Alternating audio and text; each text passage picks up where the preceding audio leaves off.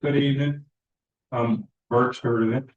Uh, Here tonight to talk about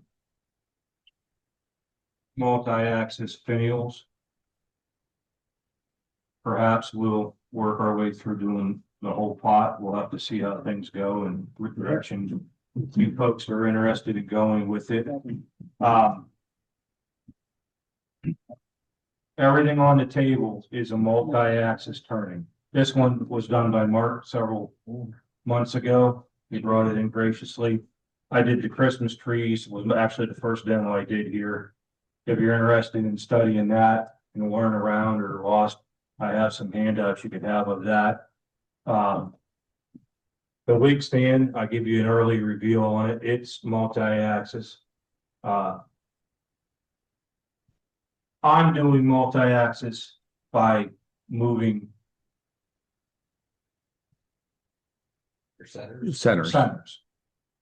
Mark did multi-axis by turning it this way, by turning it this way. So this bowl we did with the duxburies, it's an off center. This one was done simply by just doing 2 drills to make it easy for the students at school if they wanted to try it. A lot of the information that I've been studying and finding as of late, I've been studying a lot of Barbara Dill. She wrote this book. You'll find her on YouTube. A lot of the information that's in this book is on YouTube, but there is deeper levels of it in this book. I'll pass this book around so you can take a look at it. I didn't bring a handout to pass it. You look at the book. I made some sketches that are very similar to what she does on her YouTube site and in her book. Understanding what a diameter is, that's the distance across the square or across the circle. A diagonal is diagonally across that way. A radius is just half. Parallel lines, they should never meet. Mine will probably meet sometime about the ceiling there. Non-parallel lines. And then she goes into talking about if you're doing a parallel axis turning, you might turn it on the center to make it round. Then you would use this line to do part of it and this line to do part of it.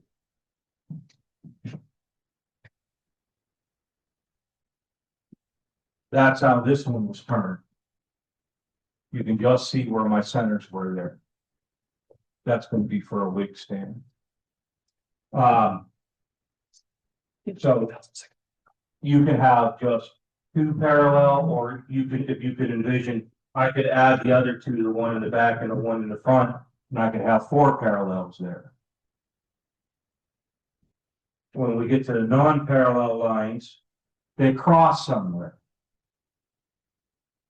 Now they may cross in the object, or they may cross outside of the object somewhere. So it could happen in a lot of different places. And then she even gets into talking and playing around with having 3 that cross. And in that one, you're going from 1 to 2, 2 to 3, and then 3 to 1, and it'll give you something like that. So she gets into a lot of other stuff, and I've been playing this. You can, if you look, you can see where my indents are, where I move stuff, and this one come out to look kind of like a camshaft. This one was just a parallel turning, my first parallel turning to work it out for that one that I already sent around. And this one was a parallel turning, but if you notice there, the centers are wider out, so you get a different look to it. And I didn't put as many. She goes on to talk about, you know, coves, B's, and V cuts. Those are the three primary cuts when you do spindle turning. So practice your spindle turning on a few week stands and then start tipping your axes. So here is Barterville's book. Take a look at it. It isn't the cheapest book I've ever bought, but I think it's worth the dollars to get the better understanding. What? Huh? What? Not yet. No. I'm asking a lot of things because we're going to go outside the normal order of making this stuff today. Here are two samples that I did alcohol dye on. Now I want to pass them around. If you look on the bottom here, yellow, blue, yellow, and magenta. So there's only 3 colors in this one. But you see more than 3 colors. And then Jacob's going to help us out after they make it around. And he's going to spray some alcohol on it. This one has black, brown, oxblood, purple, no, orange, yellow, and one that I can't remember to read there. So there's a lot of colors in there. The neat thing about the alcohol dye is you put it on and then you can move it around by reactivating it with isopropyl alcohol or denatured alcohol fuels. This is a lot faster, easier to find at the Walmart, and it's quite a bit cheaper. And it seems to do pretty well. So Dave, the first hour we're going to spend on, we're going to spend the first hour on turning the finial, the second hour on turning the lidded vessel. Oh no, second hour on alcohol dye, and the third hour on turning the vessel. Good. Yeah, a lot clearer. No, we're gonna do the finial because I want to show that that's the most different or unusual part of this. I'd love to show you some of the alcohol dye because I talk about it and show it all the time, and Bill's gotten so very good at it. And if there's time and you want to see, I'll rough out a vessel, maybe even hollow it just a little bit. We can do the lid, but I also brought them on video and they're fast forwarded, so we could watch it and you could get the essence if we get pressed for time, because I just don't know. All right, so I'm going to use,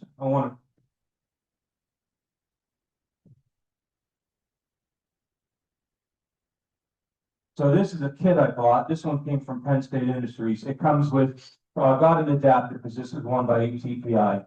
This threads on.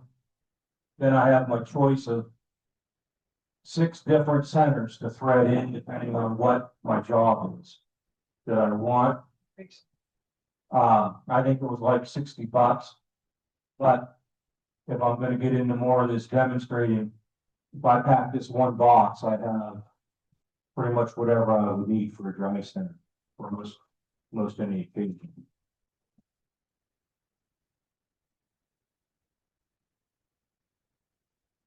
Any turning starts with finding center.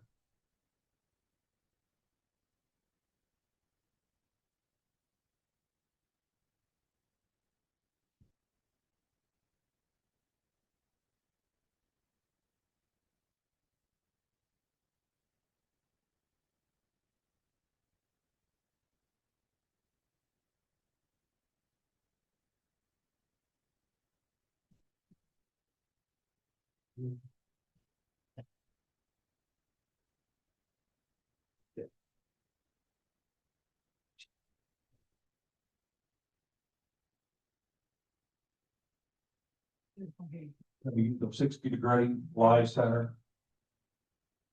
Get that mounted in there good.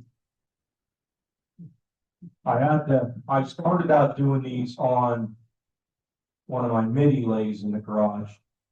Then I said, when Mark said, hey, I need you for February, because I thought I was April or something. I had to start practicing on my big machine because I was afraid about how much pressure this guy puts on things. Check, make sure you're not gonna hit.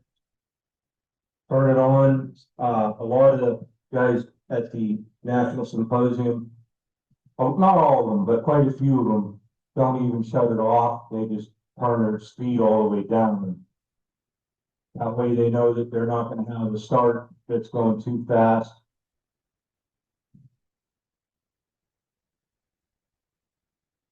Spindle roughing out.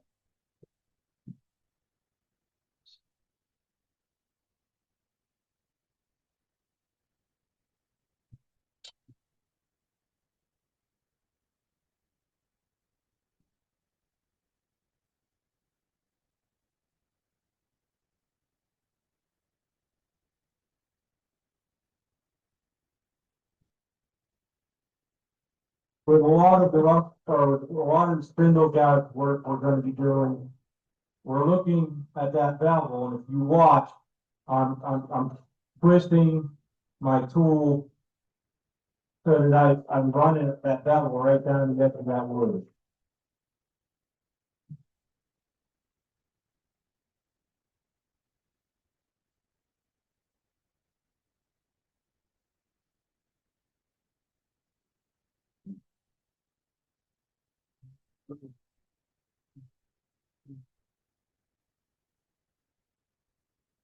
Then I'll go to a parting tool. I'm going to make a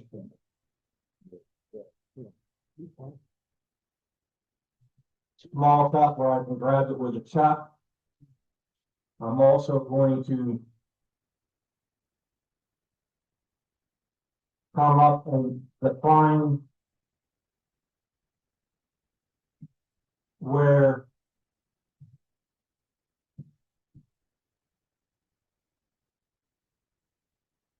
it's going to go into the lid for gluing, but I'm not going to take it down to that final diameter yet. I'll adjust that some as I go.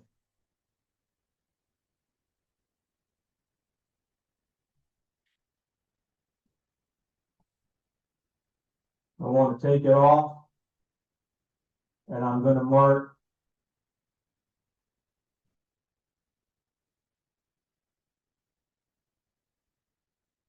and I'm going to number these 1, 2, and 3.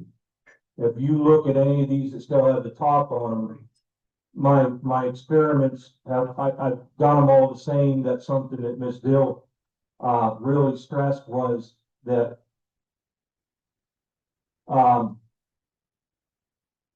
figure out, and it doesn't matter if you use her labels, if you use her system or someone else's. Once you establish a system, sticking with it, and you're going to have more predictable results over the long term.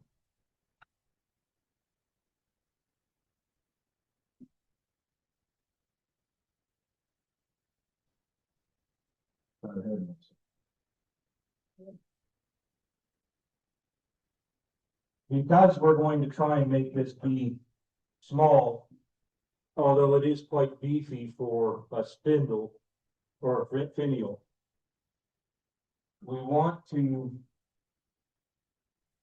define those 3 points that I just put in there. So I'm going to go to my center. Maybe it'd be easier if I'm just going to give them a little tap, make it easier for my live center to find them.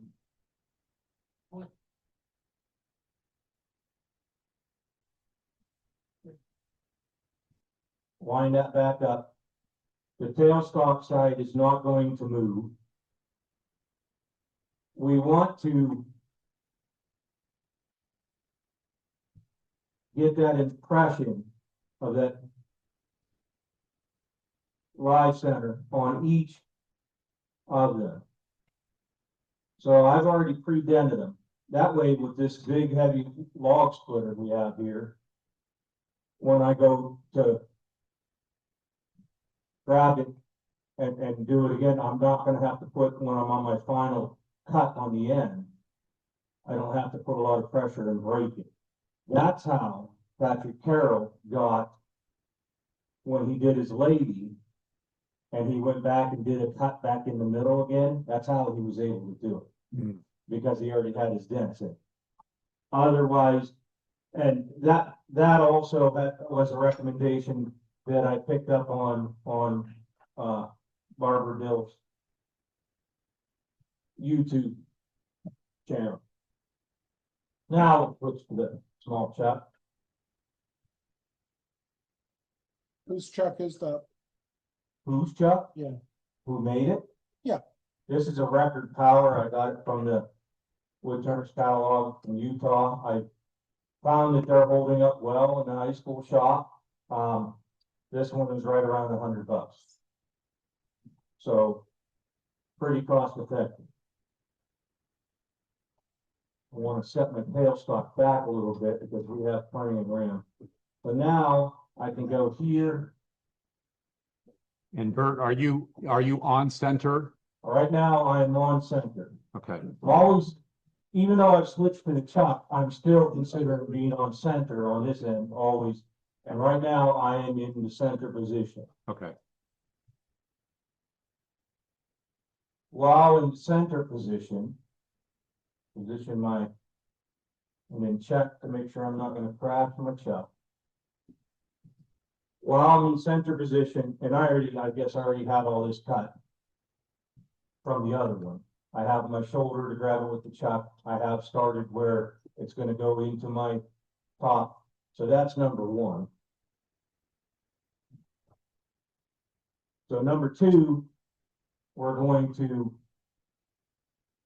cut the very part that touches the top of the lid and get this first V cut, I guess you'd call it, down in there. So I'll switch to a smaller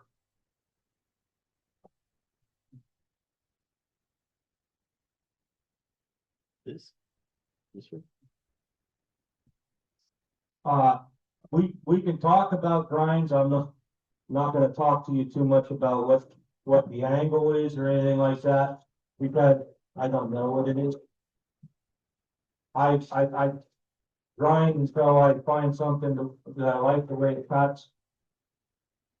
And then I just keep trying to emulate it, and if I screw it up, then I go back and find where I was before.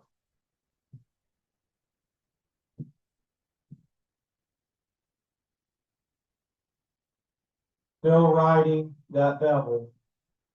I imagine it's showing up on there. Yep.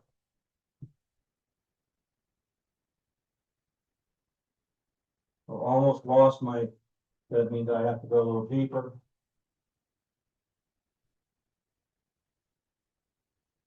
Speed. Burn it where you feel comfortable. Some people feel faster is better and a cleaner cut. But if it's something you haven't done before, don't chance it right away. Give it some time. Maybe I'll go to a little bit smaller. Now I'm gonna come in, I'm holding my chisel 12 to 6, pretty much.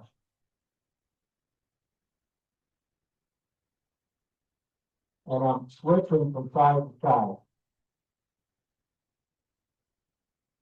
And you can do this as fast as you like, but make sure you clear out of your part while you're doing it. Somebody didn't get the drawing very good on that one last night. I have to talk in my pool room.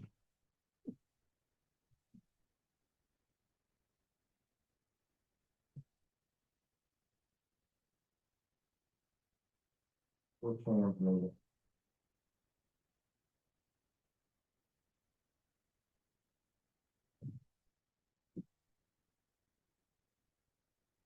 So my suggestion is on these,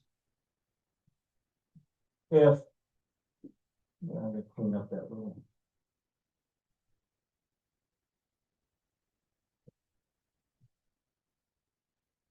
I would sand as I go.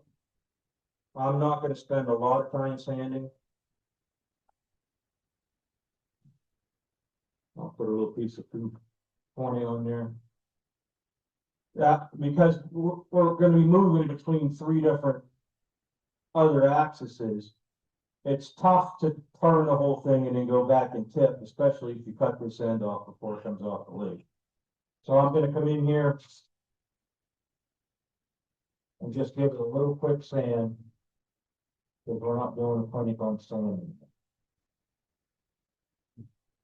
But you would put a final sand as you go. I would, yeah, and I'm running these up maybe 220, maybe 280.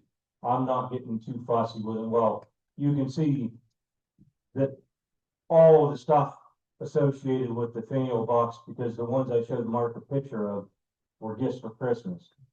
So those have all been turned in the last month. So, all right, so now I got that done. So that's the step we just finished. We're gonna go for our first tip. And it makes sense for me just to stay in numerical order, especially if I'm gonna write notes on it and keep it as a sample to try and recreate later. So I'm gonna find my 1, and I'm gonna tip it. I'm not gonna ram it tight, I'm just gonna make sure it's seated. So I'm tipped out just a little bit right there. But it's gonna be enough. I mean, that's maybe a little more than a 16th of an inch. It's gonna be enough to give me some action. Tighten it. Some people say there's 2 places to tighten it on both of them. Get a little bit of compression. I'm turning poplar tonight. Poplar will compress very nicely and easily. A lot of people don't like it because it's fuzzy and it's tear out-ish, and you might require a little bit more sanding. But the material was readily available. So I've been doing my studying with it. There is a couple up there, I think, that I did out of spalted maple, which I found really helps if it's stabilized because of how it might be.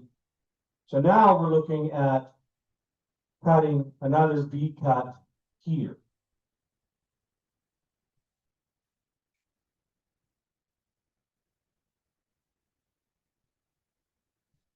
I might run it up to 1,000 or a little bit more. Going fast, that means that the wreck happens faster.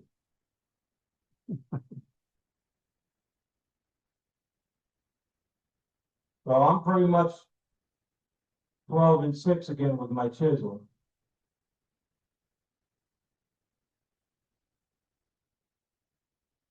And it's just little stems. You want to get in there where you can feel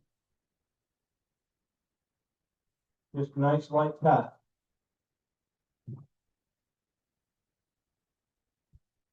Do keep your hand behind your tool rest, because you'll get pinched.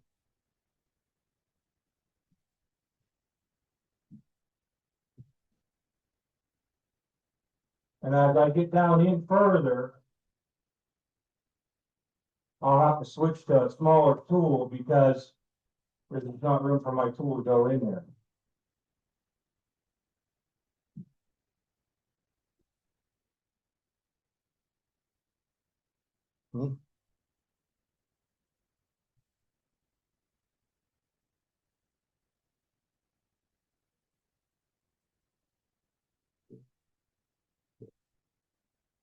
So that's where we are. So you want to watch, because if you come and bring that to a nice point, that's razor sharp. So you want to watch your fingers around that. And if you're going to go in and sand it, you're going to get your tool rest out of the way, so that's not another thing. And you're going to be really careful.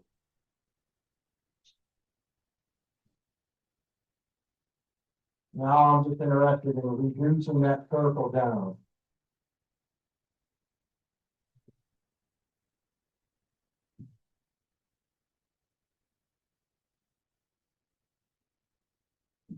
Did our, powered vessels make it all the way around? Yeah.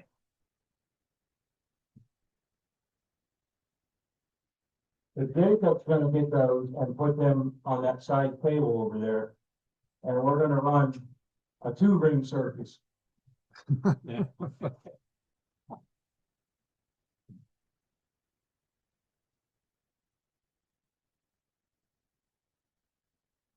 Now, I'm not gonna go maybe as small as I've gone on some before, because I'd like to have a positive. I'd rather not use my extra blocks that are already free. Now, I would keep going a little bit more and clean up, because I've got a little bit of tear out there.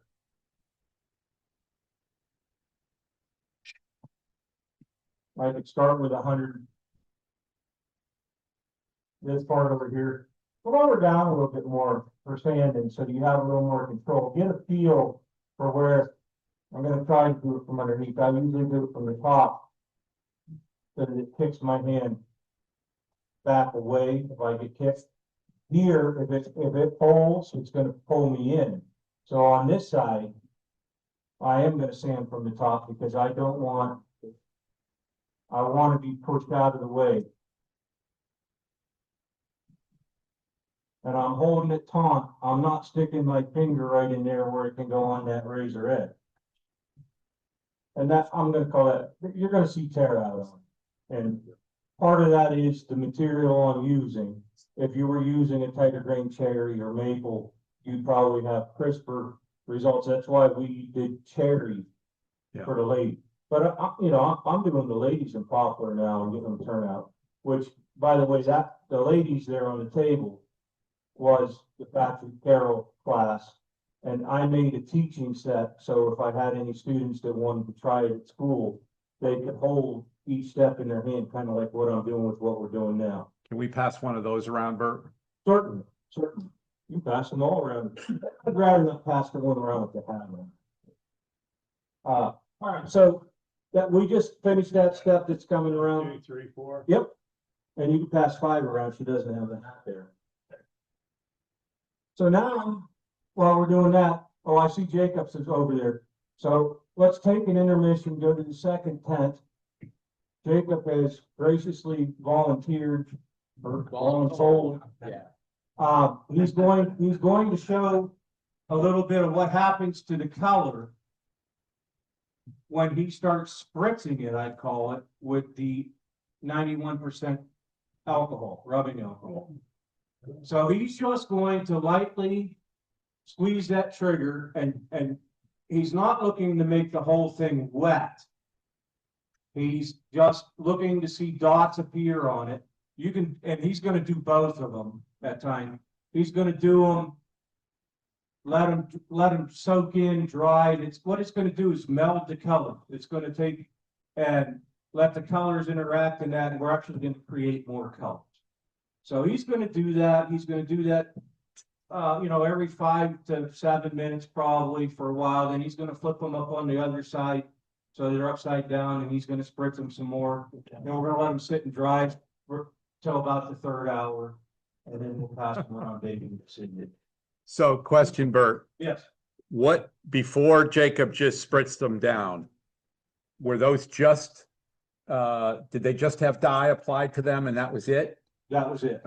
Just dye blotted on there? Right, and that's what we're gonna do after we finish the finial is the dye.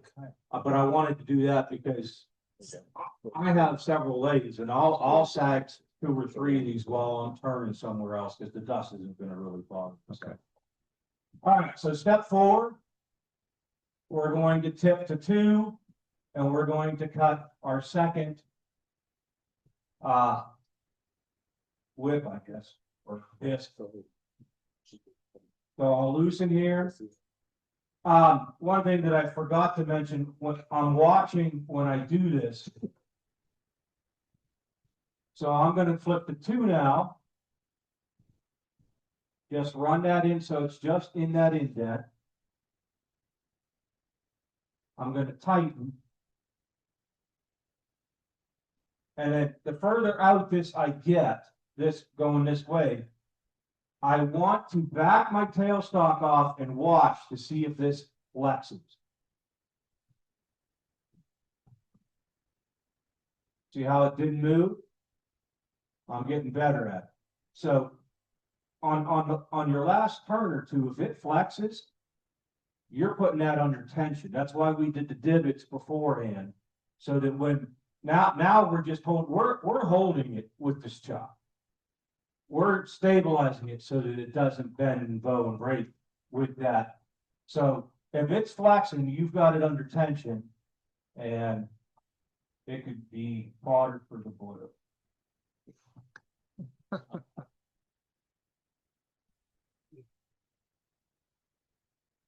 Forgot to check to make sure I wasn't gonna hit. Checking that I'm not gonna hit up here when it gets to the high point there, you can see how the reveal's less. And checking to make sure I'm not banging my chuck. Which may occasionally happen daily at school. Ow. Maybe. I knew I had one in between. So another one, and each one of them has a little bit different. Somebody was it Jacob maybe. I have two this size. And I have one that has more of a flat on it than the other on the very point. Just because sometimes one seems to work better for me than the other. So we're gonna again define our V.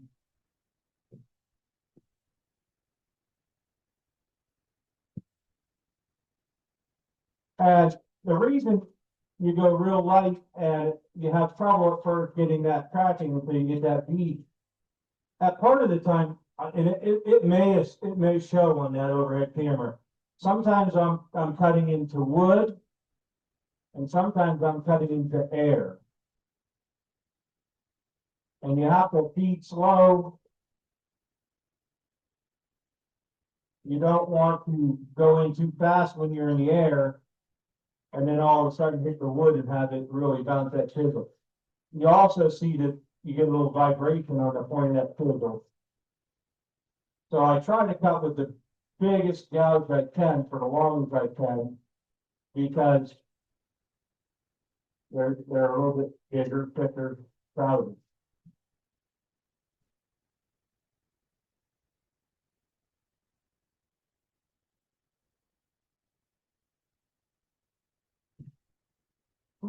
There's a chunk out of it. I'll see what I can already chunk forward, cut it off.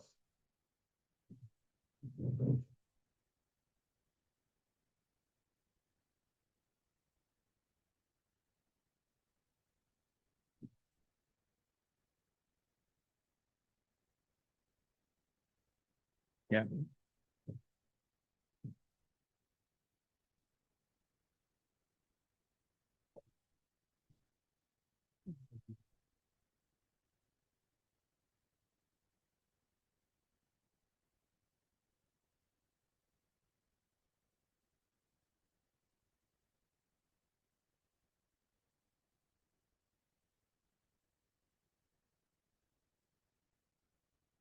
So if you're gonna try and study this and figure it out,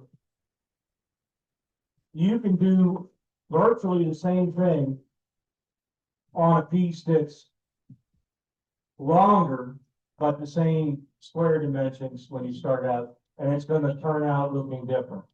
Or it could be thicker and the same length, and it's gonna turn out different. So you wanna have some cheap wood to experiment with to figure out what you want, and you want to, once you find your plan, you want to monitor your dimension. Or change your dimensions to get what you find you want. And like all these pieces on the table, I doubt I'll ever throw those in the boiler because I have a record of what I tried and what I might have liked or not liked.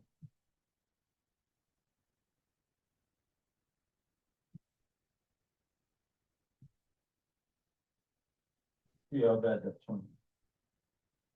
Pretty good. See the chunky jump there? So now we're gonna work on reducing our diameter.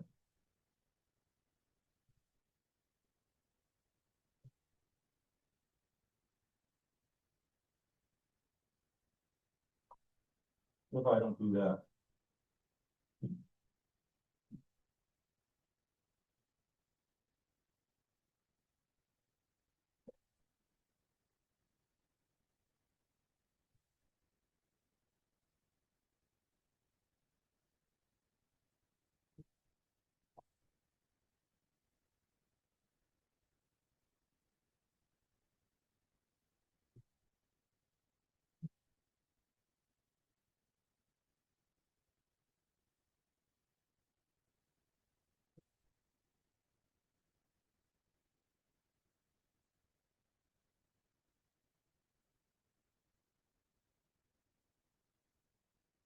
Like I said, that book I passed around, I think was a great investment for me. You can get, I started doing these just from watching a series, I think there was 4 videos. But this little lady dedicated 12 years of her life to defining the problem and trying to find, a systematic approach to predicting her results. He's written several articles, demonstrated, I think it's symposium.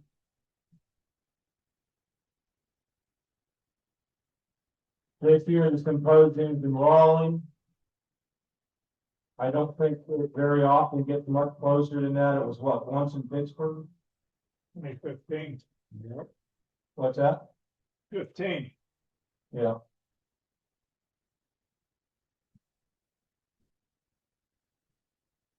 Is that what we're doing?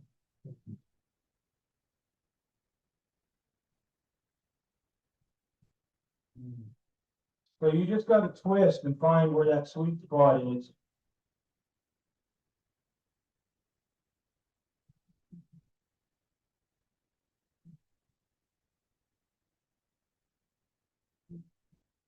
I'm just taking down my diameter now.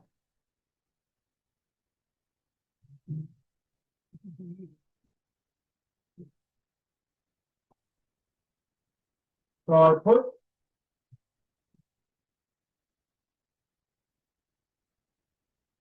Sometimes it's tough to talk while you're focusing on that. I just took a chunk out of that white not get out of it. I took pictures of these ones here when I had them finished and put it on WOW a couple weeks ago. WOW is the World of Wood Turners. It's a online site where you post stuff and other people can look at it and critique it and stuff like that. I got a lot of positive responses. I think I had 11 comments on it. One that was a definite no. A couple for the design of these vessels here. A couple that were on the fence. And several that loved them, especially because they're odd shaped and they're odd size.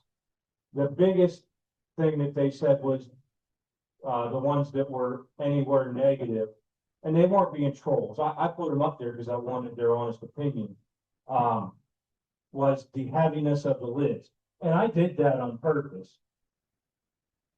And I just wondered what some of those folks would feel about them. So I wasn't surprised. I really think it.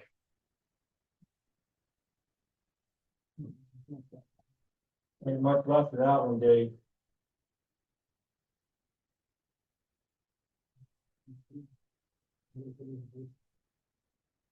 A little 60 grit will take care of that. I'm gonna go 40. Take a rock up these ones. And the only way you really know for sure what you got there is to stop it and look. I'm not gonna mess with it and lose a lot more of diameter, because I want to go to the third level. Bert, if you were worried about that, could you go back a step?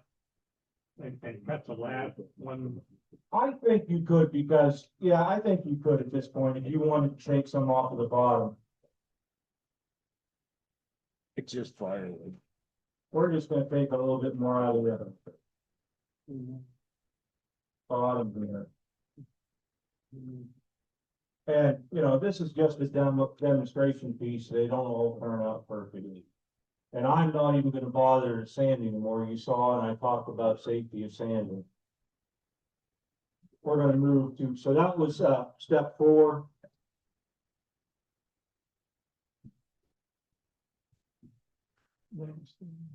like I'm up here.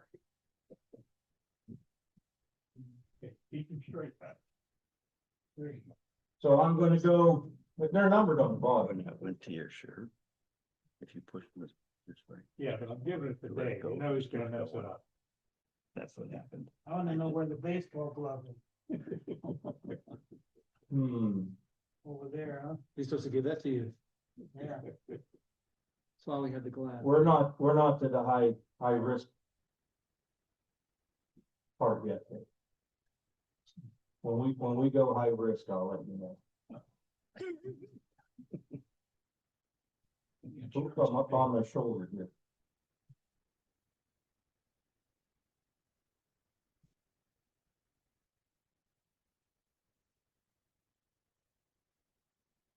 Get that clamped in, then check to see for flex. I like the way that you put the dimples in early, and so you're not putting all that pressure on it now, and it gives you a nice firm way to locate it.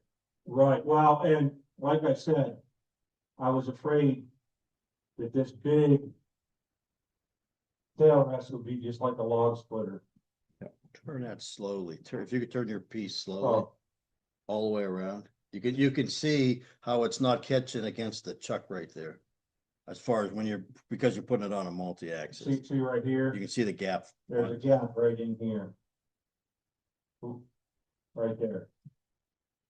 So, I mean, it's not a whole lot of, so I have full chuck contact. Just a little less on the one side. Yeah. And that's how Patrick Carroll had us turn into lady too. He had us do it from reverse, starting at the tailstock end and coming back.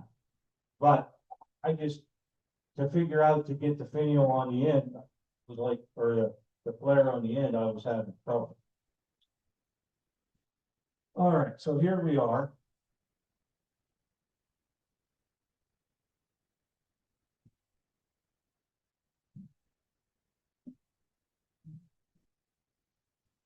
And I'm not measuring anything. If you wanted to try and reproduce it,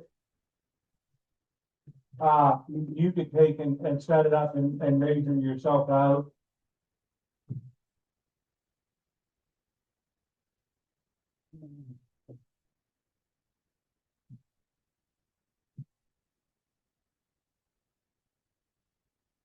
I see the second tent back there still spritzing away. Are they moving any, Jake? Oh, yeah. Okay.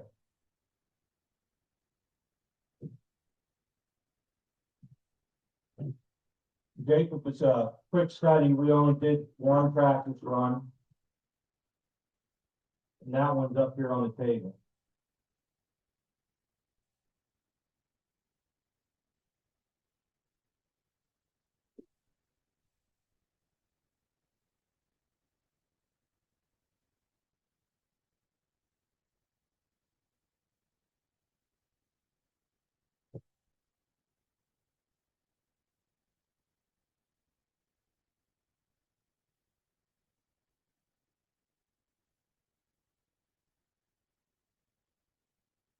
So in the next batch of these I made, we find a little bit more.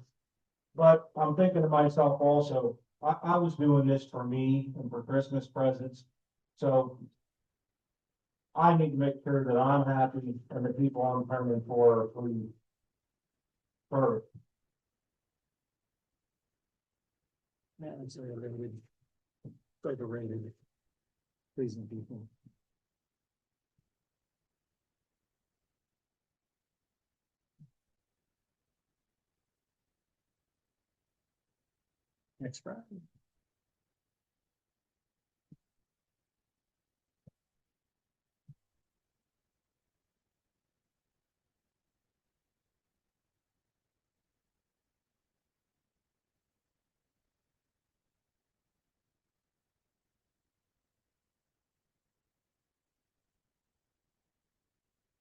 I'm not worried about star marks right now because I'm just roughing it in. I'm kind of worried on that bottom edge though.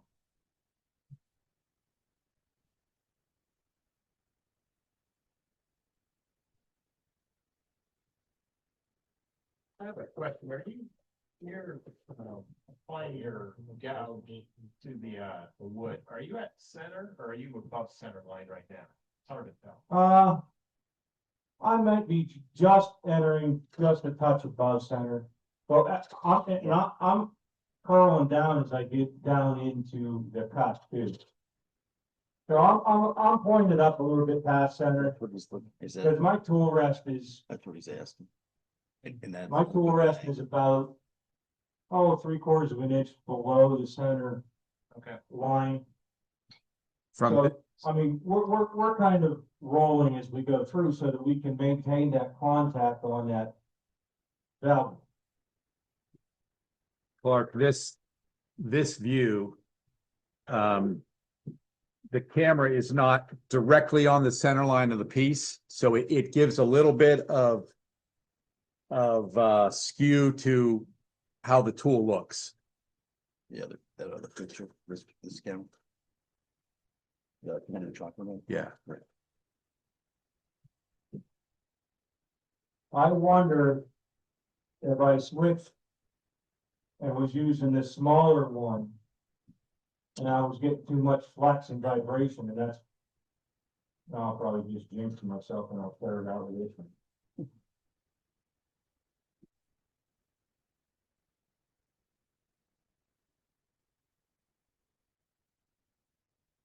So when I decided I was gonna do this, I went to Penn State Industries. Those things are fairly quick to come from them. And was able to buy what they called a spindle gouge set. It wasn't a box set, but it was several. They just put them all in the same box and, cardboard box and mail them. It must be supply chain issues in that now because that's no longer available. I mean, we're talking a matter from October to now, because I didn't start any of this until after we did the ladies in October. All right, so that was number 5.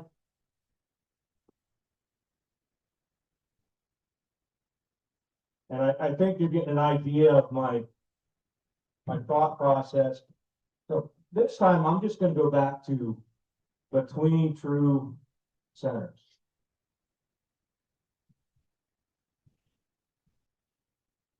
And I'll check for flex. So I'm between the true centers again. And with this, I also did figure out how to make them be twisted. I have one laying at home on the bench. It's a prototype. She's twisted like she's dancing.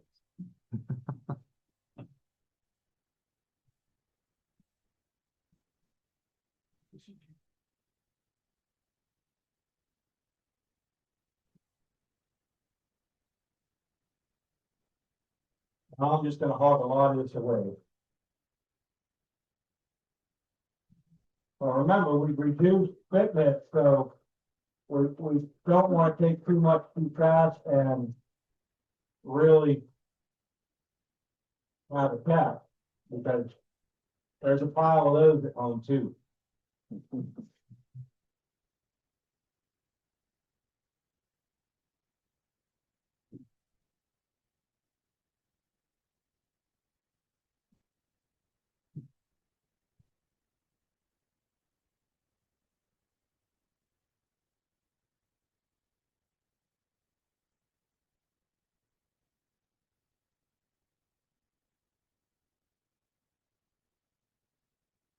When I'm doing a rolling motion, so that I'm keeping that bevel rubbing right down that wood.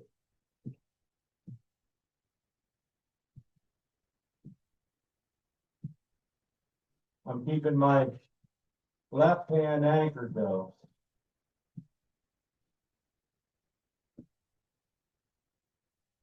Let's see what we got. Yep. I know what we're looking for. Bert, we're gonna go back to Jacob here for a second. Back to tent number 2. You have to do the commentary and it's set up for it. Okay, so we'll let those dry out. The one he's spinning right now has done a lot. I probably would spritz it a few more times to get some of the red. And this one over here was a lot of different colors, and it's starting to really muddle around the bottom part of it too. We'll let those, let's stop on those, let those dry, and when I'm dyeing, we can pass them back around again. All right?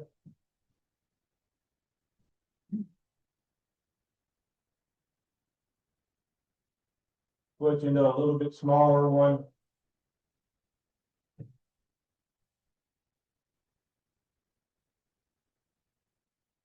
So remember, sometimes you're cutting wood, sometimes you're cutting air.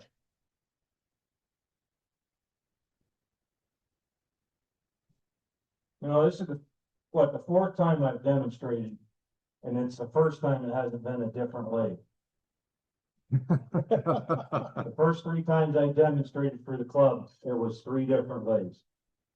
We like this one. The last one was a fine one too.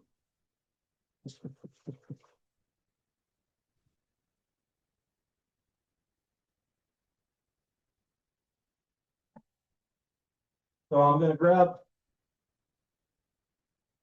my narrower parting tool.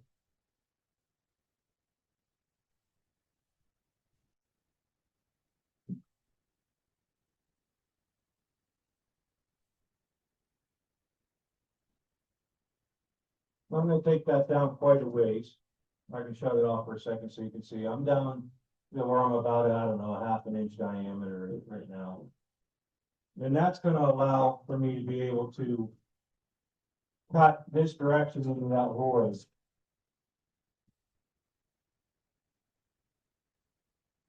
Now I'm back on my true center. So I'm cutting on this end, on that end when I was cutting, I was still getting into where there was the interrupt and I was getting air. This way, I'm cutting all the wood. So it should be a lot smoother cutting.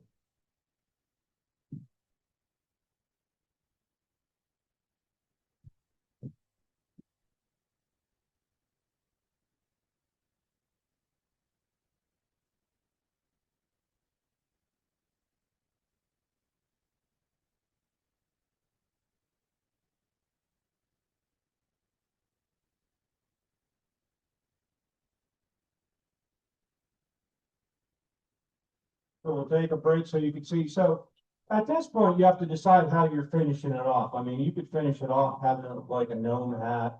You could see some of them I turned and then, you know, I sanded points on them or left them cut them. They're all different. These 2 over here I call like the gnome hat type look. You know, it's all in what you want in the end. You could plan and where I cut down with my parting tool, start shaping a ball on the end of it, and have a ball on the top of it if you want. That's where it's, you know, seeing what you're coming out with and then letting the project tell you a little bit what it wants to be too. The nice thing about turning poplar is most of it's pretty clear. You're not dealing with a lot of knots because old growth poplar is pretty clear.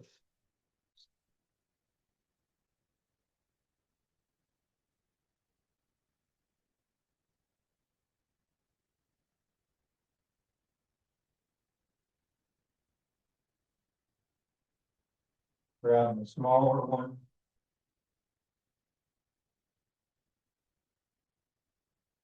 Maybe.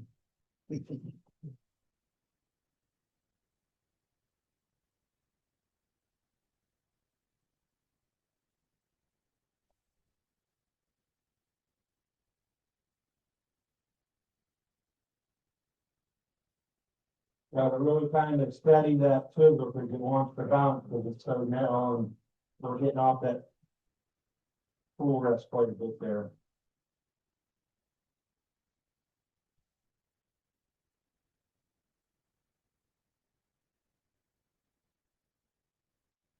This is where time in the yeah, and got playing.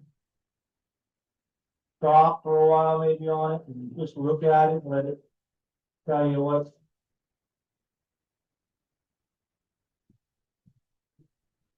And I'm probably gonna want to come back here and sharpen this edge a little bit more and take some of that off. But I don't really like that flat so much.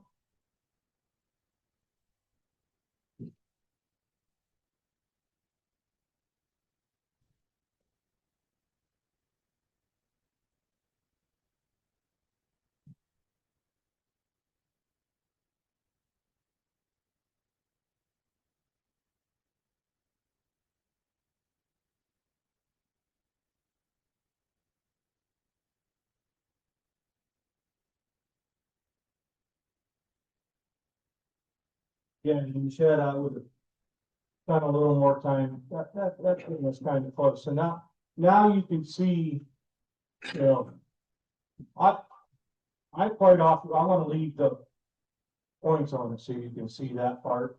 But I would just keep going, shaving down, shaving down, shaving down, right in. Just that, right in this area here. Just keep and get it worked into a point. And then I'm already held, so it's spinning, and I could just final sand that point. And it would turn out like this one. Third over in the back row. Yeah, right there would be about what it would be. Zoom in on that, Ken. I can see.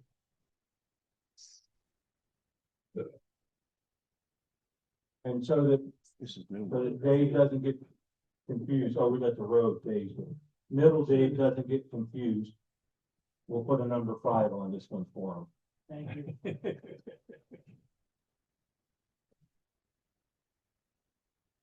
Thought we already had a 5.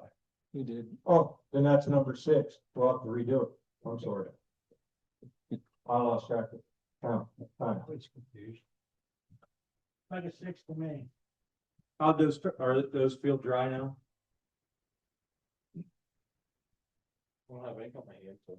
Yeah, Pretty good. I mean, and that stuff sets up and dries pretty quick. I don't consider it dry until the next day. So, you know, I let stuff sit. Usually by the time I get a couple and to that point, my wife is expecting me in to eat dinner anyhow. All right, so any questions about how we got about doing that finial? So do you eventually cut it off with the tailstock in place? You just part it off or just Yeah, turn it yeah. down to a point and Yeah, unless it's one that I'm going to do where I'm gonna grind a flat or something with my thing, yes. Yes. Oh, and another thing. If you can find smaller drum sanding sleeves that, you know, they're easily down to 1/2 inch, but I just couldn't find sleeves that are smaller. I thought about ordering some of those because they've got that cardboard and your hands would be further away when you're sanding, so that might be an option for some people too. All right, so. You can turn those around for you.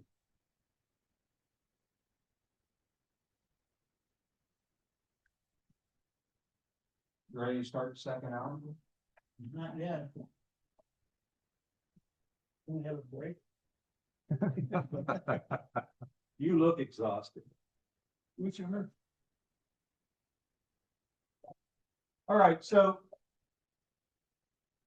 We're gonna skip turning the vessel for right now so that we can talk about some of the alcohol diet. Cause that kind of gets me. Jacob's tired of seeing things alcohol diet. So imagine I turned my vessel and I hollowed it and I sanded it good.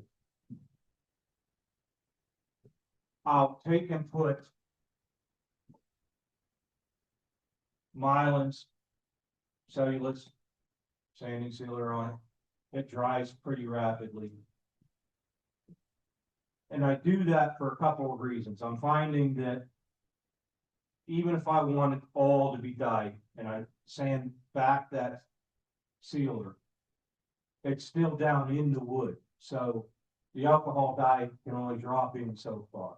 If you look at some of these inside that I didn't do that to, I've got alcohol that's soaked all the way through the walls. And you can see it coming out the inside. Miles that has shellac in it, Yeah, and you're gonna put dye on top of it. yeah.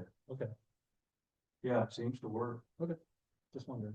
But I'm sanding the surface back off, so it's gonna take the dye, but then it's not gonna let it go past where it penetrated into. And I'm finding I'm getting a different mix on the colors now. So here's one that has the Mylan's on it. So what I've done on these ones that I've burnt rings in that, I have,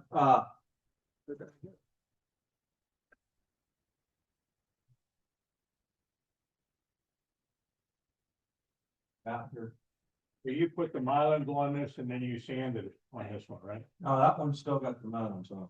Oh, that's not sanded. So it's not, Feels smooth, that's why. yeah. Yeah. I sanded it and then put the Mylan's on it, and then I have sanded it back off. Okay. On the one that I'm mounting up now, I put the Mylan's on, then I sanded off this section and this section. This is how I'm getting Bert, can you back up just, there you go. this section and this section. And I left it here and here, because it doesn't want to go in to where I left it. So you put the Mylan's on almost like as a sanding sealer? Yeah. And then I sanded it off where I want the dye to go. And where, if I want to have like this last one over here, a wood ring in the center, I leave the Mylan's there until after I'm done with my dyeing and sagging. And then I sand it, and if there was a little dye sitting on the surface, it's gone. Gone. So does that Mylan's give you a good crisp ring or good crisp boundary line between dyed and not dyed? Or did you If get, you're careful, but that's why I'm burning lines now too, Burning. oh, because got I'm it. trying to do it in between the burn line. I got it. I And got that it. gives me an easier way to sand it too. Bed protector. So that your lathe doesn't look like my lathe. So when we start talking about color and that, you can spend lots of time, you can go and you can buy yourself a color wheel. And you can look for complementary colors and everything else. I think it's more fun to just experiment and play and see what colors mix and go together.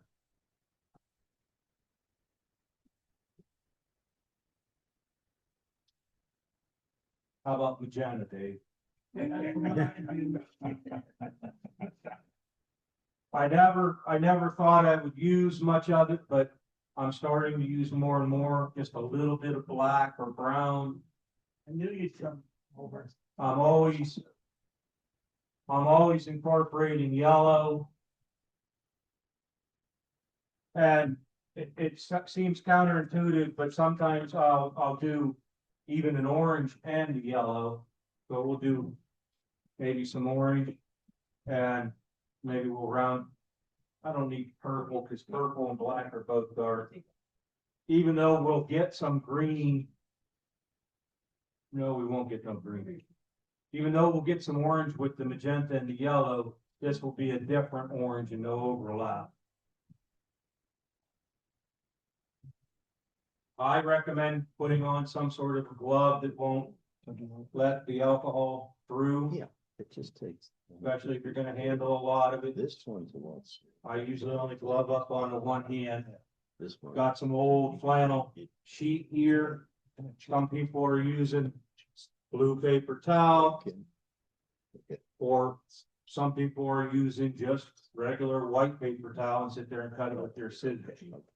All kinds of different ways that we can go about. I usually give it a little shake to make sure, but it doesn't usually separate too bad. I'm going to It makes it nice. put just a couple drops on there. Yeah. And I don't want it to be real strong even from the start up, so I'm going to put a little alcohol dye on that.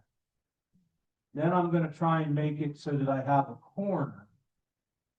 Cause this is black and I don't want it to overtake it. I just want to go in lightly.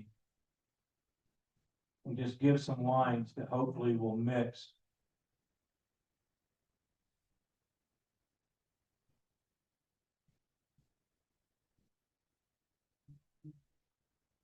And you can try and keep them uniform if you want, you don't have to.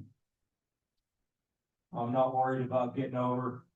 And you know, maybe I want to change my angle. And make it so that I'm having a little bit more random. Have you put the dark color down first? I tend to, and then the color might help move it some.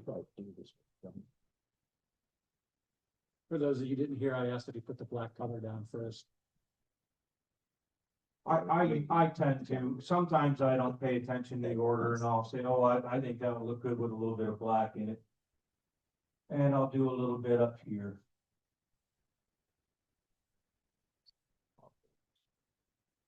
And I'm not putting, like I say, a heavy coat. You can see it definitely on the TV though. And if I smush it, I can get a little bit different texture out of it. And what I'm gonna try and do is just overlap stuff. I treat these as very flammable. The reason that I haven't really looked that deep into the MSDS sheet, but, at the end of the night, when I'm done applying dyes, my soiled rags go out and go right into the boiler, and they sure do ignite fast, even if they feel dry already. But they sure do ignite fast. Trash can. What's that? The neighbor's trash cans. No, I throw them in my outdoor heat boy. I purposely incinerate them. So, you know, I was going to look for a metal coffee can and I didn't find one. So now I'm going magenta and I might more block this one.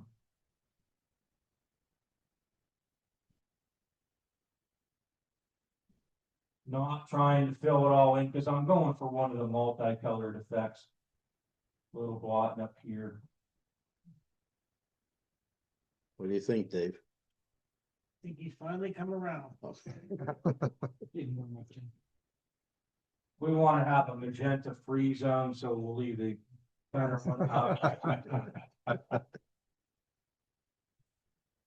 And, you know, I have a metal tray, an old baking dish in the garage, shouldn't be flammable, that I lay them in, and then if I want to go back and reuse color, I don't use 100 rags in one night. So I'll put a little orange on there. Give it a little spritz. We'll go some orange in here.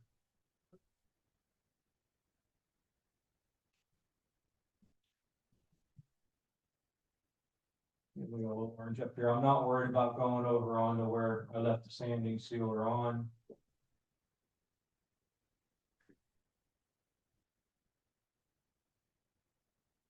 And I really think, you know, I've seen a couple of folks demonstrate at symposium.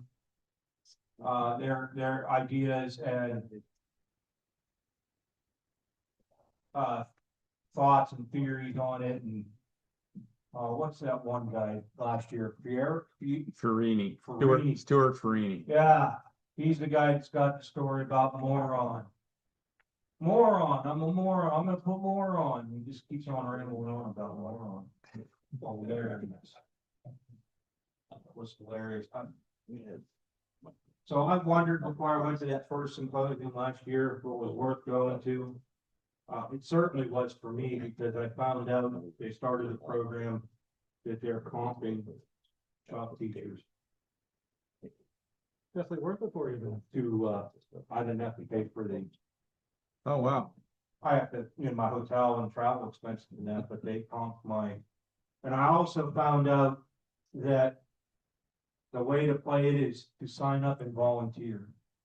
Volunteer for one of the youth turning events, even just one session. It means you miss one of the demonstrations. If you hold out, you may not be able to be as selective, but sometimes they don't, give the schedule too early, but it gets you another ribbon on your ID badge that allowed me to get into where they were setting up the trade show when they were setting the trade show up. And it allowed me to get to where I could enter my stuff in the pop-up gallery, which that's all stuff. If you haven't gone and you're gonna go this year, talk to me. Take something, enter it in the pop-up gallery. You don't have something in the pop-up gallery, you can't sign up to get a critique from one of the pro turners that might be there. They'll critique one of your pieces and tell you, what they would change to make it more pleasing to them. And it's just more pleasing to them. That's the other thing. Like on WOW, I look to see who made the comment, and then I go and look at the work that they are posting, and then I say, well, some of their stuff isn't my style, and it's all style and where you are. That was really nice. What's that? You handled that well. Well, it's not really my style versus saying, well, their shit sucks. Well, you know what, like I said, I've been on there for, Bill Blasek signed me up over a year ago, and I posted 4 or 5 times, and it's all been good comments as far as, because I think that wood turning is just a journey. Everybody starts out in the same place, not having any experience, and then it's just what classes you take or what techniques you try where you are. So it's not about the destination? It's the journey? No, I mean, it's like this rabbit hole that I'm doing right here in front of you tonight. I never thought I'd get this much into this. It's just like a big old rabbit hole. Dave, are you gonna follow me down the rabbit hole? Huh? Yes, I will. Anybody Yeah. can beat you. Now, Bert, Yes, any dye that gets on the sanding sealer, how does that get removed? I'm gonna sand that sanding sealer Oh, off so when I'm done, spritzing. So you still sand it? Okay, I'm gonna sand just the sanding sealer area, not the stuff where I dyed, because I'll spritz it. but the burned lines, Yeah, I'm gonna just sand. between Create that the burn barrier. line, and that's an edge right there. So I figure I can just real carefully come up to it and cut a pretty neat. And if I don't fill quite every spot in, now the yellow, I went and did that full strength, because I want it to blend with all of the colors. Okay.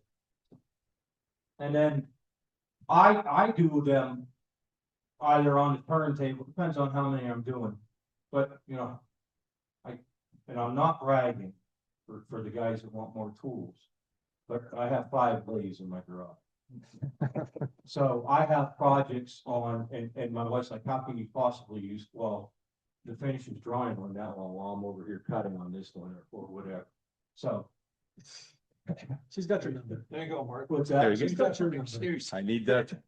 Unless she watches this video, she doesn't know about the 6 thing in the song. To be fair, 2 of them are $300 hardware. Because you saw it when we did that turning event. We were turning 8-inch bowls that we embellished on an 8-inch or a 10-inch Harbor Freight pendant. So go ahead and pass that. We'll send that over to our spritzer and see if he can get a little spritz on that. If you just handle it by the top like that, the dye's not quite all the way It's your new name, Jacob. Spritzer. Jacob, you're not doing your job. I turned around and left the Chuck in there and you did not yell. I was preoccupied. That's the first thing that happens in the school shop. Yeah. Everybody makes a big deal out of it because nobody wants slumped in the head. Well, most of them don't want slumped in the head. Some of them might help. Any more questions? Do you want me to show, I mean, I can do another one. I have 2 more blanks ready. Or did I show you enough to get a taste of it and to try it at home? Yeah. I'm getting these larger bottles of alcohol dye from the Wood Turners catalog in, out of Utah. Other places deal them. There are other brands, there's Spirit Stain and a couple other ones, they're all alcohol based. I know a guy that is very good at alcohol dyeing, that's playing around trying to figure out his own concoction.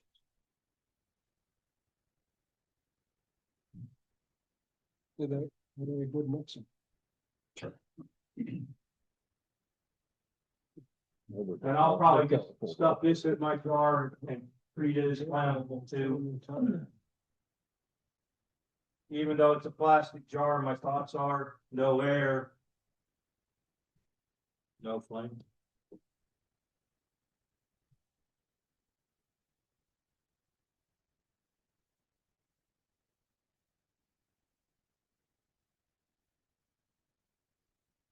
Ready for the second hour, Dave, or are we on the third hour?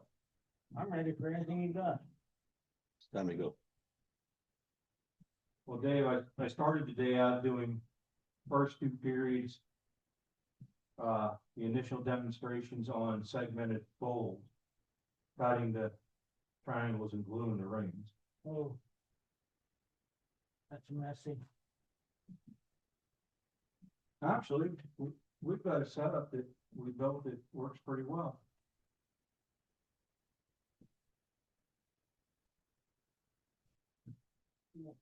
Broke some of the glue off of from my ball team. I guess we're gonna need a center, huh?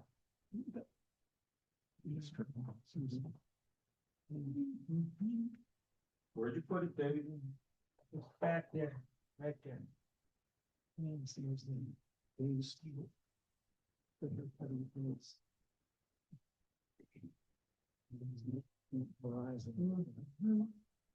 missed it. Oh, that's already done in depth, huh?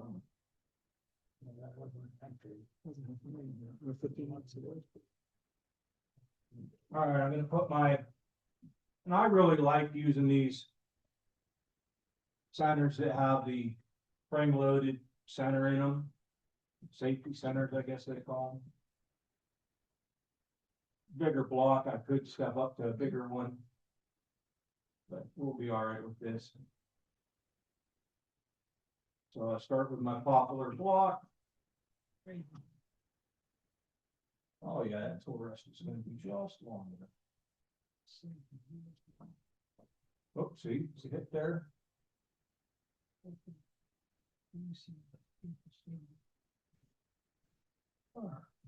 We'll find our big spindle dropping gouge. Let's go ahead and just get this down around.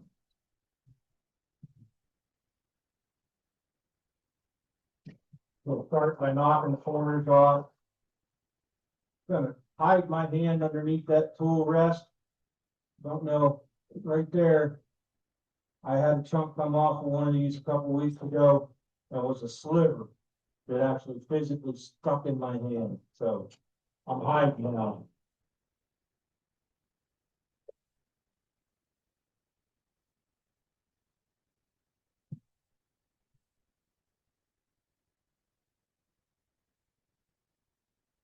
Off. We'll give her the bite.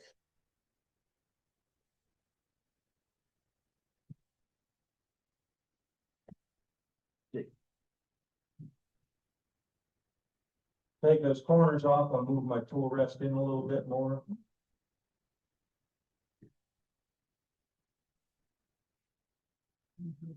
Trying to ride my double now.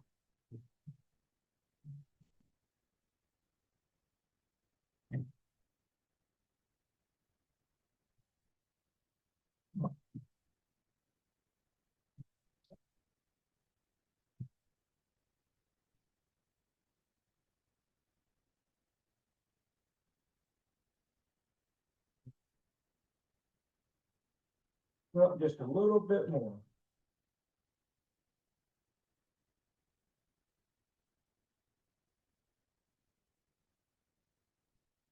Doesn't have to be a perfect finish at this point, because I'm still gonna do a bunch of beating on it.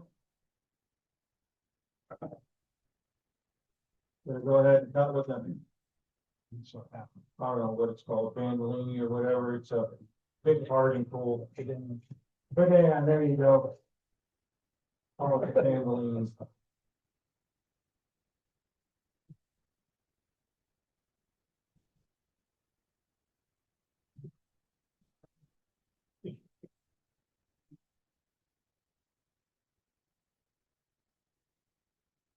Give myself a penny, might be a little bit.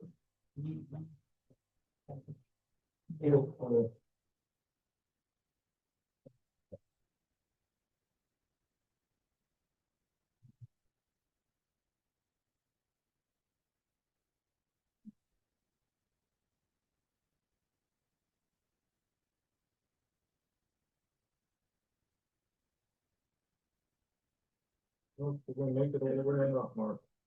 What's that? But I don't know if we're gonna make it all the way or not. Like I only got about 20 minutes, huh? Rough it out. We just might not get to the lid. We're gonna have to do the big one.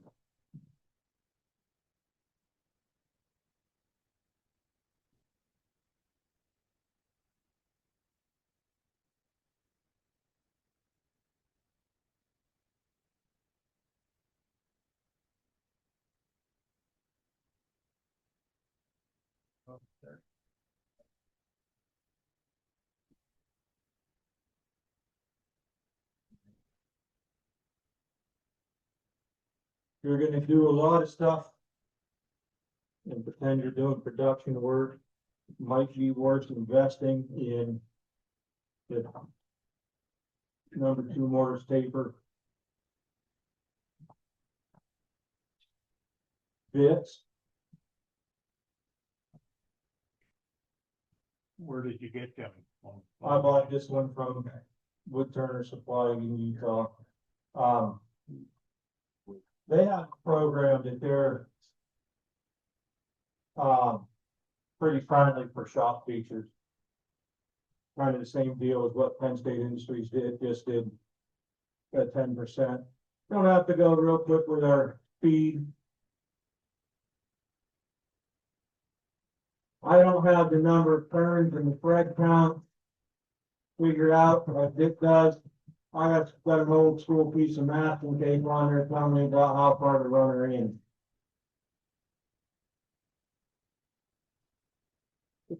Per inch. I got a new one, it's not 16. They one might go.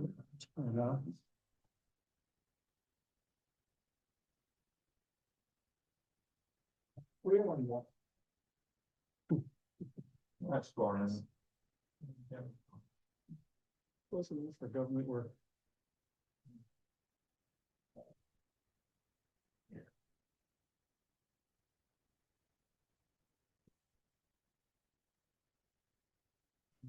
I'm deciding going back there, Jacob. They're moving. So now I've made that void, I can go ahead and put that 60° right in there. So you don't need a mitt. Thank you.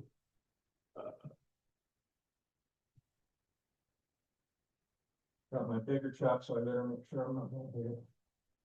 Back to my parting tool. Gonna leave a little shelf. That I'll take off later. But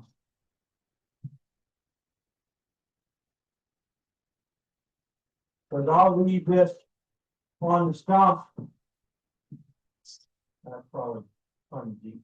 I'll leave this on the stump all the way through finish and then cut it off. And we won't get to that, so to cut it off later, I've got a couple different sets of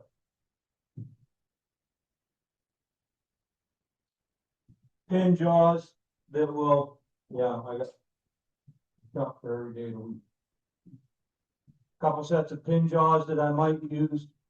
If you're not interested in pin jaws, you can use your regular chuck and just make yourself a jam chuck. And, you know, paper towel if it doesn't fit very well that way.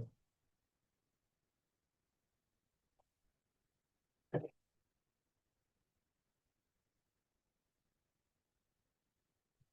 bit more point on this part if I look on. Again, I'm doing the same thing I've been doing all day. Rubbing that bevel.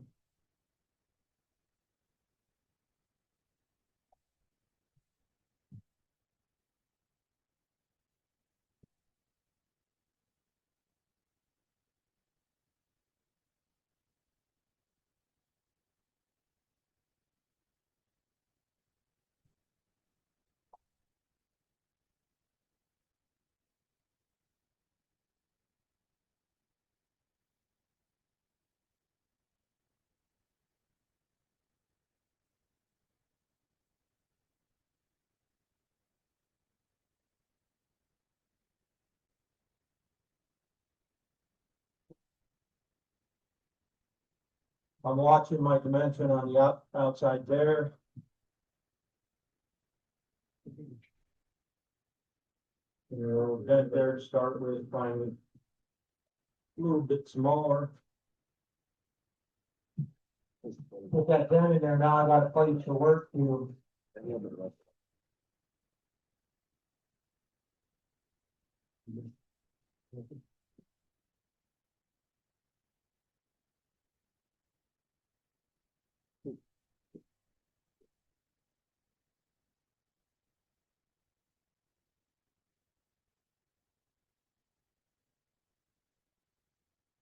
Really wanna watch that I don't get too thin on that neck. When we get to the hall and David, remind me, I've got something to show you. All right, let's see what we got there. Yep, I mean, I would go and do a final cut, maybe I'll do a little bit here.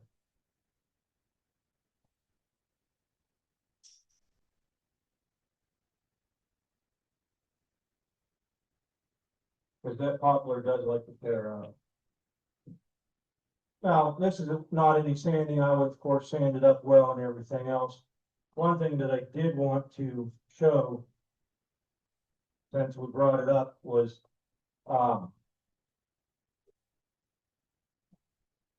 burning the rings, and you can burn rings using wire.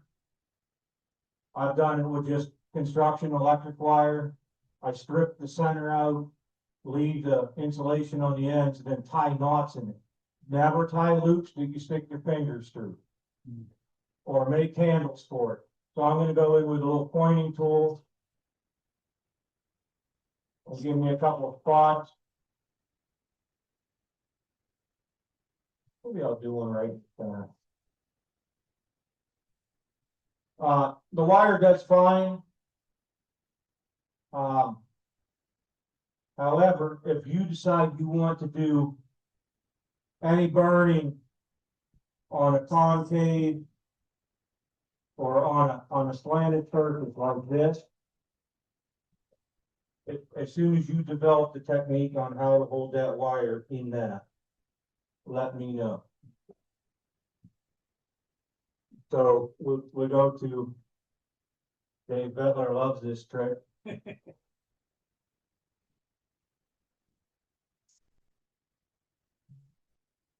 I can show you how to do that on an angle with the wire too.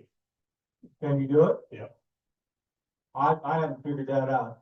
Then I just push that in. This is for mica.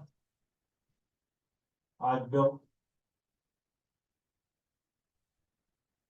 Trying to read that slowly. I built several different countertops for different things, and I have leftovers. Now, you want to watch, and you may want to really take these points off. Because if it grabs and spins in your hand, that could be painful.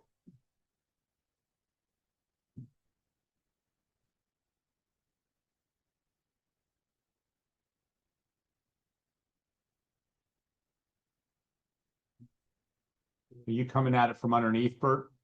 I was so that you could see. Oh, okay.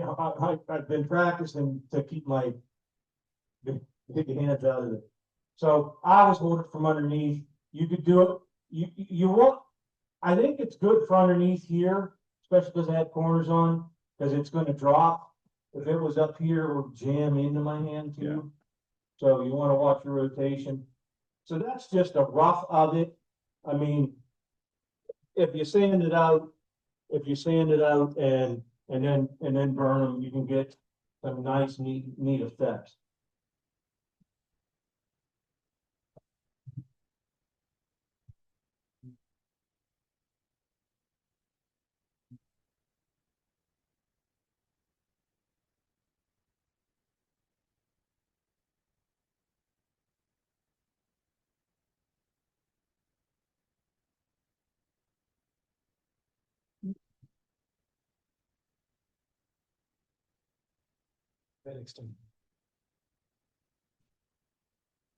We're gonna check the chuck.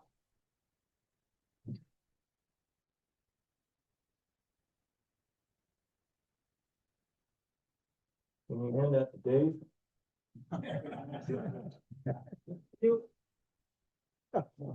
This is a new one. Only the finest for you, Dave. The other one, I couldn't hardly get my hand in.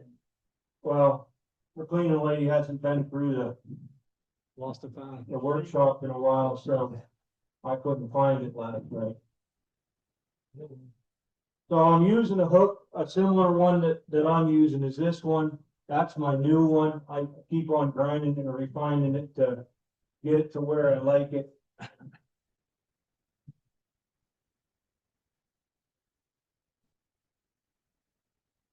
Could you hold your tool up under the profile? Yeah, I was moving this in case I didn't want to knock that over.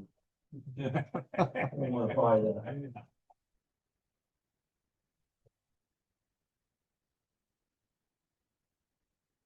So, and this was just a $30 one from.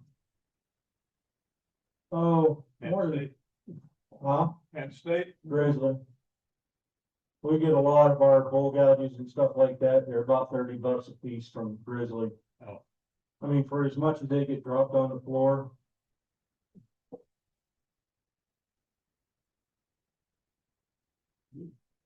Not me. So I'm holding my tool at an angle like that.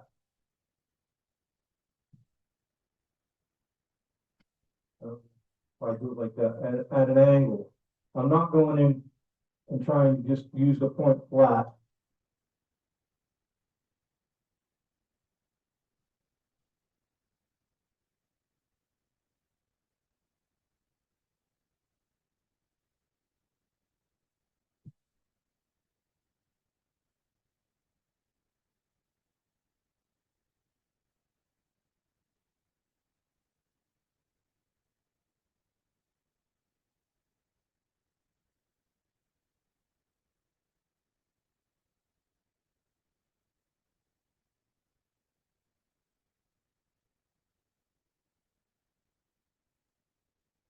I'm not trying to be lazy. I was trying to just get where my arm's not flailing up and down back there.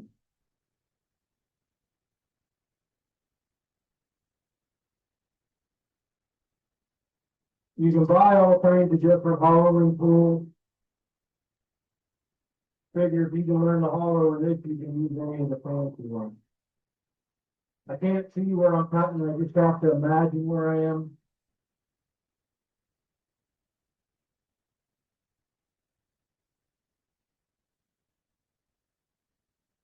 I didn't drill that hole quite as deep as I have been in the other one. Right now, I'm all the way down to the bottom of it.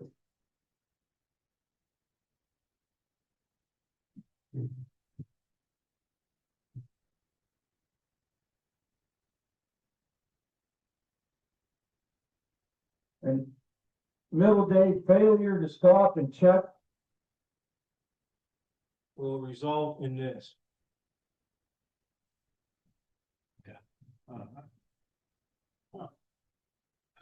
Quite a lampshade. Wow, the light bulb shade. I could give a class on that. I'll go ahead and take a little bit more out of this.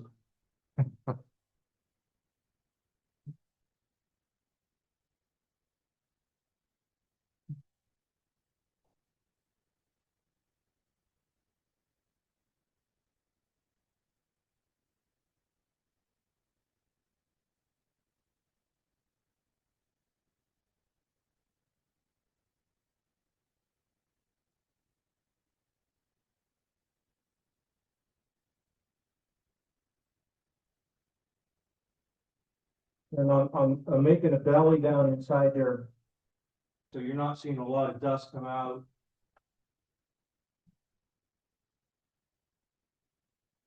But it's there.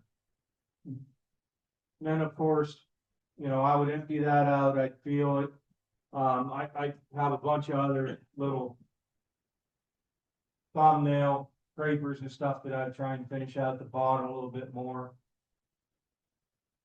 So last week, Dick was showing us that urn he made and he was talking about how it wasn't sanded at all. This is a shallow vessel. People are gonna take the lid off and stick their finger in and feel it. I was never really comfortable about sticking my finger in there. It is big enough I can stick my finger in there. But I made this little tool. I'd be happy to make anybody that needs one. I think $43.95 would be the price. There, volume discount. We could work on it. 2 for 90, right? Huh? 2 for 90. 2 for 90 would be great. So I roll that up around there and then I flex it. So, cause I wanna do the bottom too. And then I'm gonna wanna feed it in. Make sure I'm mashed and seated. And then this is where turning just a feed on, I can adjust it. And I can do this with any grit. I'm just doing it with some I don't know, 50, I think here. And then as I get comfortable and feel that my sandpaper is hitting it, gonna wear it out on the end a lot. And, you know, that's how I would do the sanding on the inside. Probably should have come in, well, I would have sanded this before. I should have come before I stuck my hand in there and taken that's a cutter there on that corner there. So, Mark, so you don't have to wear your your new Christmas t-shirt to bed. I made you one. Oh, That's awesome. that's Got awesome. the name on it and everything. It's engraved, Mark sanding stick. I will use this with pride. You know, I didn't really sand except for a little bit on the inside, but that's pretty much just a simple. Well, I mean, it needs more clean. I hauled on that for a total of what, 4 minutes maybe? Absolutely, yeah. So, I mean, with time, it worked out all right. Yeah, it's still a little bit wet, so. All right. We'll let that one dry a little bit, just sit it up here, people can take a look at it when we wrap up. But you can see from, you know, it's sacked, but I wanted to have the other one so you could see more than one sample. And we're probably about time. About 5 minutes. I was gonna say I have no more than 6 minutes left. I would not get, oh. Walmart kitchen aisle. 99-minute time. So. Before let's just talk about it. I would start between centers, turn a square block round. Put a 10 in so I could grab it, mount it in my chuck. Step one. While in the chuck, On the fit, chuck. while in the chuck, I would set up and turn and fit it. And this is not the one that I fitted this for, but fit it so that it was either easy open or club fit friction snug, gotta twist it hard. And then I would cut this back part here, sand, do any embellishing on the inside of the lid, and put my friction finish on it. Step two. It's for making your lid. What's that? This is for taking off your foot or the foot of it, that's what we're making your lid. This is for the lid. We're making the lid.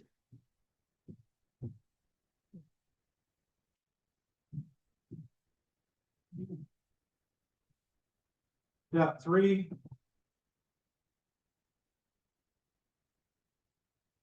I almost got the grooves in, to be honest.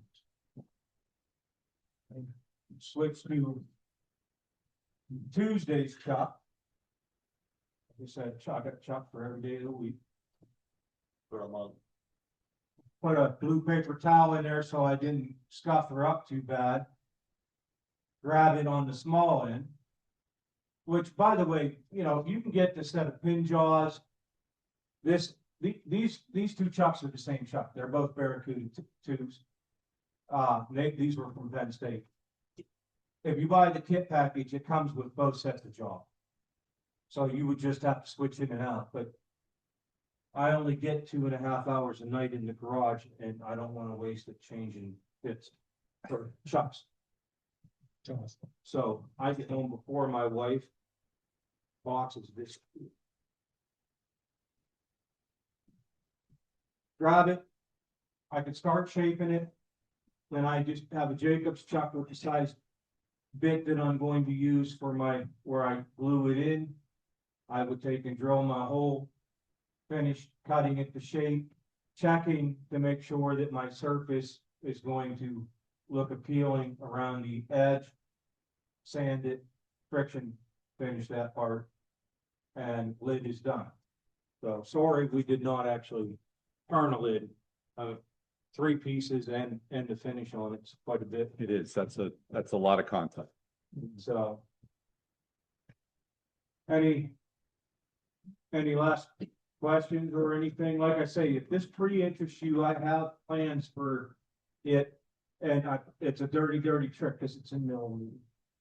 So, question, Bert, Yes, on the one you did some little dabs like with the edge of the paper towel. The red and blue one here, did you like do them more with a? yeah, swipe and maybe not quite as much watered down to get a little bit more. Okay. You can see that one's more of a faded, that one's more of a vibrant. So I would have gone maybe full strength on those and rubbed them on without, and then I would have sat there and taken a clean rag and put alcohol on it and rubbed to get them to move together. What, do you put a type of finish on top of the die?